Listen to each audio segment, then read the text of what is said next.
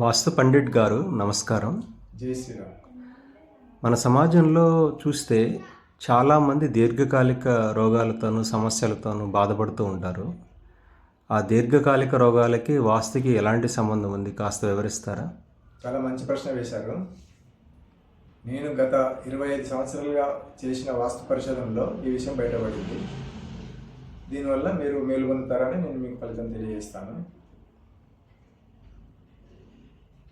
చాలామంది ఇప్పుడు హాస్పిటల్లో మనం ఎక్కడ చూసినా కూడా చాలా క్యూ లైన్లు ఉన్నాయి.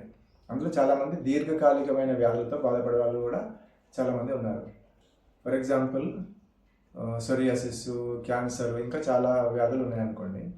అయితే నేను అలాంటి వాళ్ళ ఇండ్ల మీద నేను పరిశోధన చేయడం జరిగింది. పర్టికులర్గా ఈశాన్యంలో లెట్రిన్ గది ఉన్నప్పుడు ఆ ఇంట్లో దీర్ఘకాలిక రోగగ్రస్తులు ఉండడం జరిగింది. ఈ విషయాన్ని ఆ ఇంటి వాళ్ళు గుర్తించి ఈశాన్యంలో ఉన్నటువంటి లెట్రిన్ గదిని కనుక తొలగించి కలిగితే దీర్ఘకాలిక వ్యాధులని మనం దూరం చేయవచ్చు. అయితే ఒక మంచి వాస్తు పండితుని పిలిపించుకొని మార్పులు చేయించుకుంటే బాగుంటుందని నా ఉద్దేశం. జై శ్రీరామ్.